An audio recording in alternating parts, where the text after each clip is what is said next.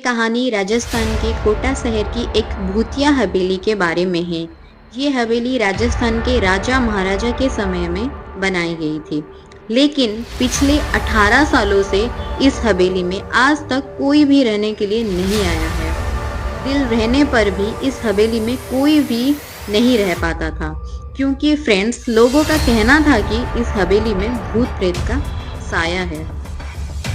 So friends, अब ये video शुरू करने से पहले ऐसे ही और हॉरर एंड मिस्टीरियस स्टोरीज सुनने के लिए सब्सक्राइब कर दीजिए इस चैनल को। मैं हूँ संगीता, आप सबको मेरे इस channel dark realities with SN में स्वागत है।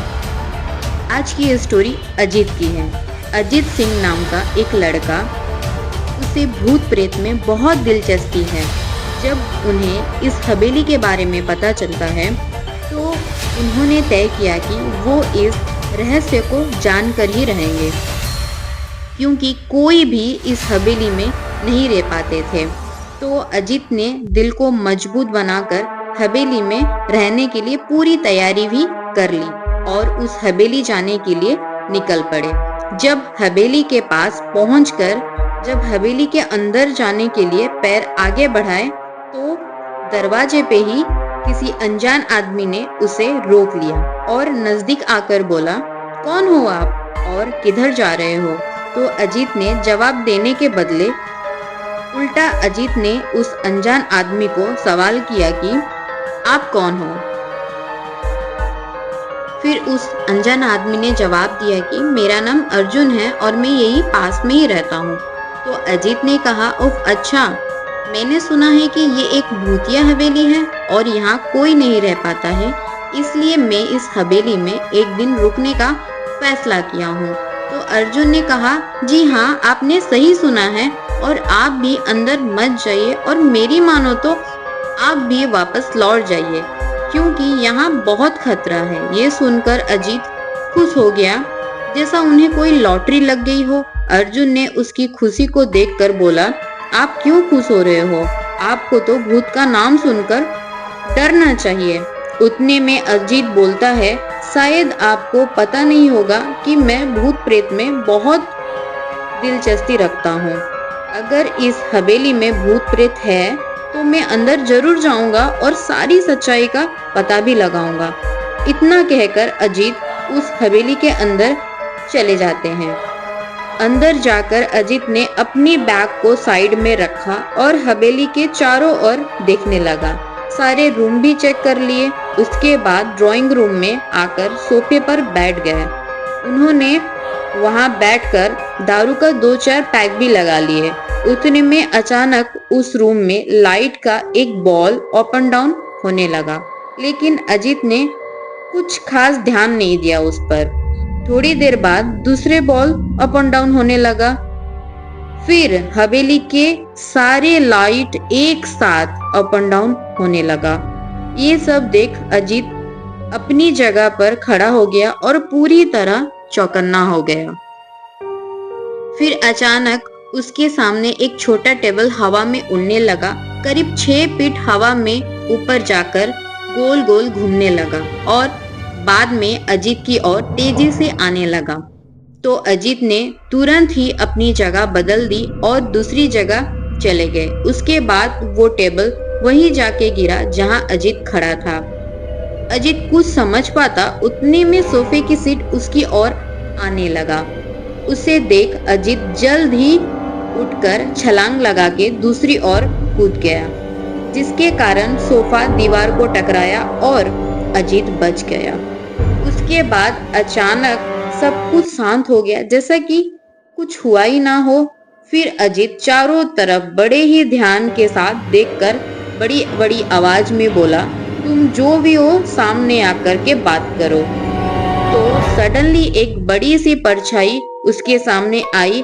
अजीत ने उस परछाई को देखकर बोला, कौन हो तुम और क्यों मुझे मारना चाहते हो? तो सामने से उस परछाई में से आवाज आई, तुम्हारी भूल के कारण। तो अजीत शॉक होकर पूछता है, मेरी भूल? मैंने ऐसी कौन सी भूल कर दी जो तुम मुझे मारना चाहते हो? तो उस परछाई में से आवाज आती है, इस हवेली में आने की भूल की है तुमने। मैं किसी को इस हवेली में खुश नहीं देख सकता। तो अजीत पूछता है, पर ऐसा क्यों? उसके बाद परछाई ने अपनी सारी बात बताती है। आज से 18 साल पहले इस हवेली के मालिक ने मुझे यहीं पर ही मार डाला था। मेरा कोई भी गलती नहीं था, फिर भी उन्होंने मुझे मार डाला। इस कारण के वजह से मेरा आत्मा इस हवेली में भटकता रहता है। मैं किसी को भी इस हवेली में नहीं रहने दूंगा, क्योंकि इस हवेली में मेरा मौत हुआ था।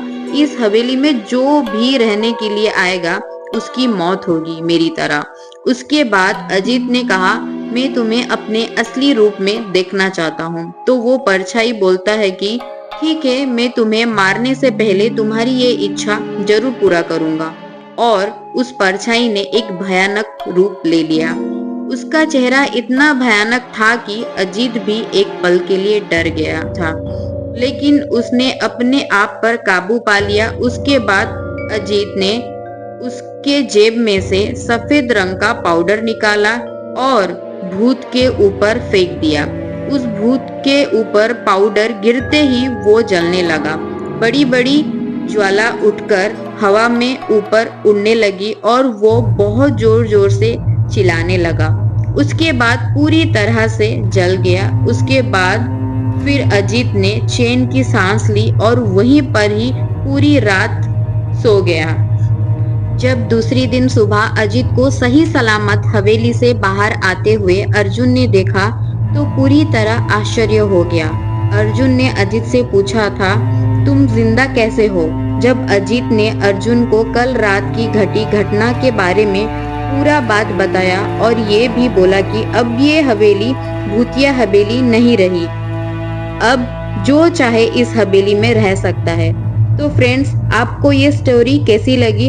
हॉरर स्टोरी इन hindi.in से मैं इस स्टोरी को पढ़ी हूँ।